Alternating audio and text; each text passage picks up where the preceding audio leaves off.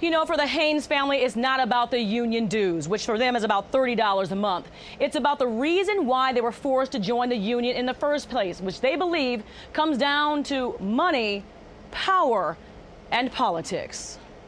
Every day, Robert and Patricia Haynes do what every parent should. They take care of their kids, but their circumstances are different than most. Melissa is 34 and Kevin is 30, and they will probably be living with mom and dad forever. They have categorized them with hypertonic cerebral palsy. They're virtually 6-month-olds. They don't walk, they don't talk, they don't feed themselves. They need their parents for total care. It's quite involved and a lot of work.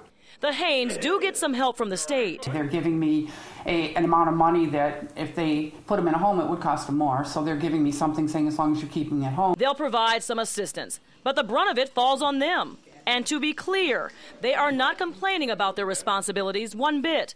But they do have a problem with this. One day their caseworker said they had to join a union. We've been put into the SEIU. For home health care professionals. And Patricia thought, what? Why? We're not home health care providers. We're parents taking care of our children. Right. They don't have degrees or training in health care, and they don't need a union rep to go to bat for them. But we're certainly not getting any vacation time or improved working conditions. And they don't have any fear of being fired. My employers are my children who don't speak. So how do they fire me? It's not about whether we're pro-union or anti-union. Robert really wanted to point that out because he's a retired Detroit cop.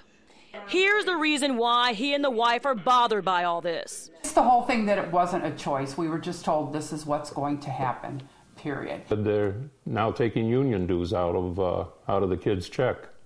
And you said what? The Macomb County couple was told there was some sort of election, but they didn't know about it. A ballot was mailed out, but they didn't get it. So how the heck does this happen?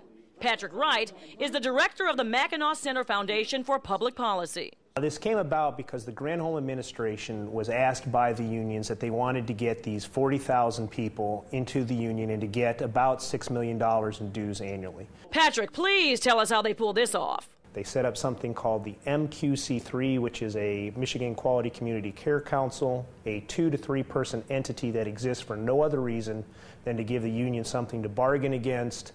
They tried to claim that this thing was the employer, and lo and behold, the union could get its $6 million.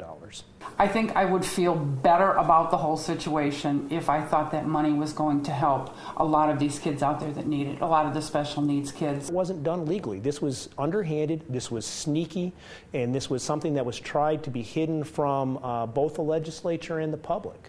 Some of the neediest citizens of this state are having money taken away just because somebody wants the political power. There's a bill that passed in the House and is now pending in the Senate that would outlaw this. We talked with some state lawmakers who thought this union dues deal was done away with, and they were surprised to hear that it was still going on. Senator Jack Brandenburg was very concerned, so he's looking into it, and the Haynes family is hoping he can get results. After all, they live in the district he serves. We tried to contact Healthcare Michigan, which is the branch of the SEIU in the center of all this. We called several times. We left several messages, and no one has called us back yet. Huel? Well, Andre, has the Haynes family made it clear they don't want to be in this union? They want out? They sent a certified letter because they wanted to make sure somebody got it. They know somebody received it, but no one has ever gotten back to them. But, you know, for them, it's not about the $30. They're doing okay right now. But they know there are families out there who are struggling, who are desperate, and that $30 could make all the difference in the world for them. Yeah, not about the money. It's the principle. Absolutely. Andre, thank you. You bet. Well, this story already has a lot of people talking on our Facebook page, most of them outraged that this is allowed to happen. This viewer writes, "This is so wrong. You're not asked if you want to join the union.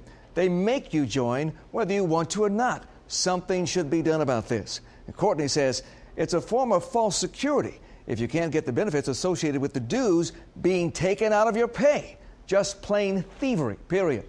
But Teresa is sticking up for the SEIU. She writes, "Without unions, there would be no one making enough money. We would be like Florida, where everyone works for minimum wage." Well, you can join the conversation tonight on our Facebook page, Twitter, or, of course, myfoxdetroit.com.